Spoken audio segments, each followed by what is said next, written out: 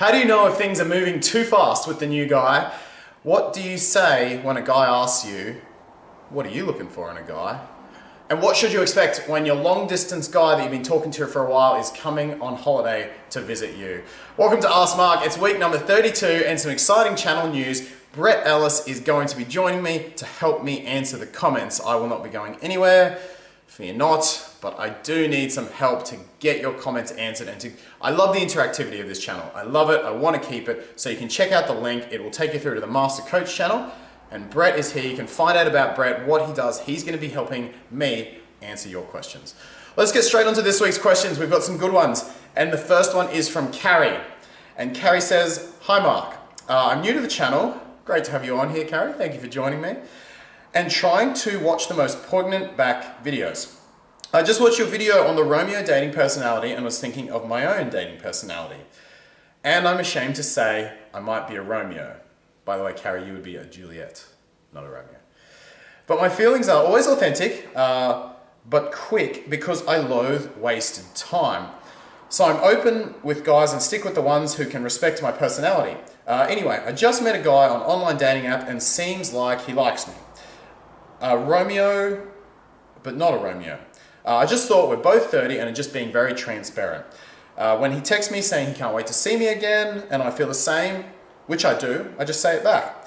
Mark, can there be a relationship between two potential Romeos?" Carrie.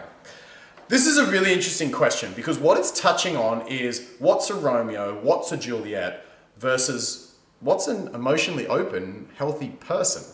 And we're flipping between the two here. And Carrie, I'm not sure which category you're in. If you haven't seen the video on Romeos, check it out. I'll put the link in the description. And we haven't touched on female dating personalities a lot. I gotta get, men can be crazy too, but y'all have your moments as well. So I've got to get videos out on those. But Juliet is essentially the female equivalent of the Romeo. Things go way too fast, things go at an unhealthy speed, and it's more for the high of love than it is for actually finding the right person. Now, when a Juliet meets a Romeo, all hell can break loose. Within a couple of weeks, you know, we're spending 5 days a week together, we're talking kids and family, and it's not great. And Romeos and Juliets tend to go down a emotionally not so good path. That said, Carrie, what you're describing here is not that. You're describing a lot of signs of, hey, I'm just emotionally open and I'm emotionally healthy, expressive with the guys I date. You know, I have one client and she was in this habit a bit, and now we've filled her life with things that she loves and she's feeling good about it. And it's great because, you know, a guy, a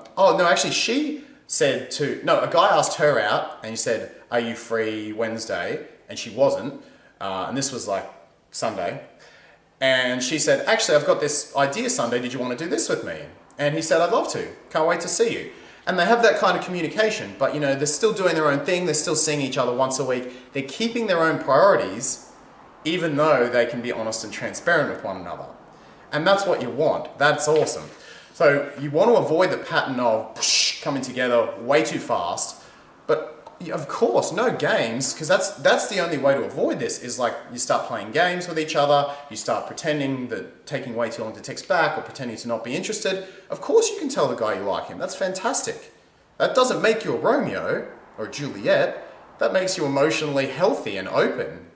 You're willing to be vulnerable and put yourself on the line. And that's fantastic because that's getting rarer and rarer. And that's what this channel is all about. What you want to do is keep that balance and keep that sort of priority balance. Again, the guy shouldn't shoot up your priority list. And that's what a Romeo and Juliet will do to each other. Within a couple of weeks, they're each other's #1 priority. That's crazy. You don't want to go down that road. You want to keep your priorities, keep your life, make sure you're building that life. Because if you're not, all you can do is play hard to get. Make sure you're building that life, keep those priorities, and then definitely be emotionally open.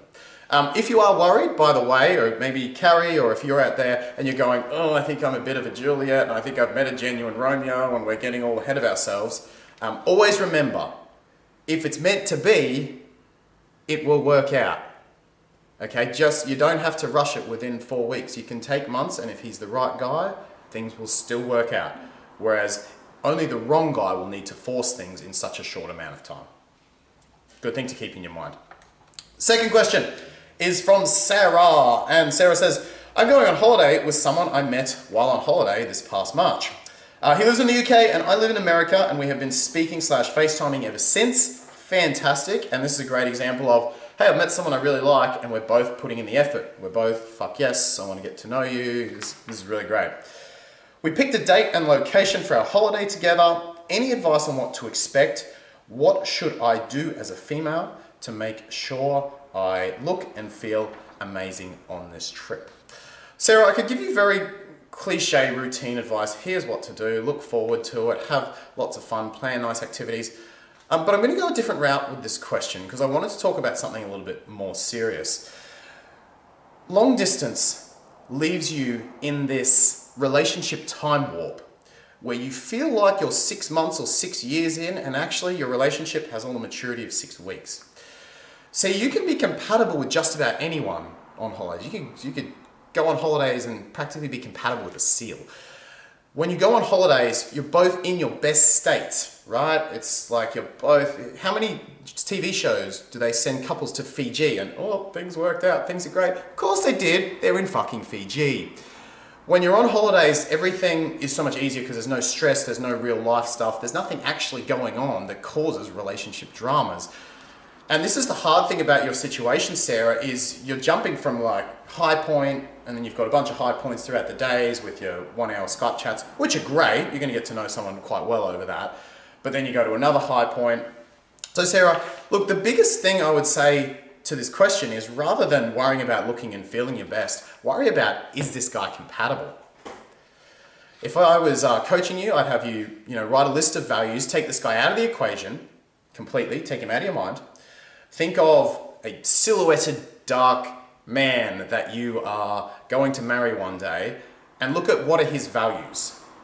Write those down and then spend the trip thinking, does this guy possess these values? Does this guy possess the deeper things that I'm actually looking for in a man? You're on holiday, so it's not going to be easy, but you can just do the best you can. So the first thing, Sarah, to think is, rather than how do I get him to like me, how do I ensure things go well, is, am I truly compatible with this guy? Second thing, how can I have fun? Notice I didn't necessarily say how can we have fun, I said how can I have fun. Now it sounds super selfish, but I guarantee if you're having fun and you're doing stuff that you're enjoying, the guy is going to vibe with that as well. So something I always ask myself is, how can I have fun on a date? How can I make sure that even if the company is not fantastic, I'm still going to have a good time? And that's coffee, it's boring as shit, right? So do something fun. And if you can set up fun things that you enjoy, and see what obviously he enjoys as well, but the more fun you're having, the more fun you are both going to have together. And number 3 is outcome. You haven't shared, Sarah, what you guys are. You haven't shared if you're dating exclusively, if he's going to move, if there is some future planned. There's going to be a come down after this, and you said what to expect. Expect it to go really well, because most of these do, but that's also kind of the problem, is where does it go after that?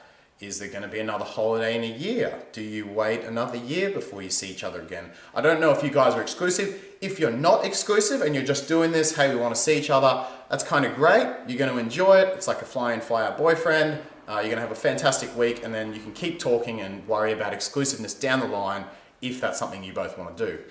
If you are exclusive, it's actually much trickier, because you've then got to go, how do we not give away another 12 months to actually figure out if we're compatible? So Sarah, kind of have the outcome in mind, not in terms of agenda, but just in terms of thinking, all right, what are we going to do after this? Am I just enjoying this for what it is now, and I can let go of anything and we'll see what happens in the future? Or are we actually going to chat about these compatibility points at some point towards the end of this holiday and kind of think, are we going to keep sustaining this in an exclusive manner? And if so, do we see a long-term forecast? Good question.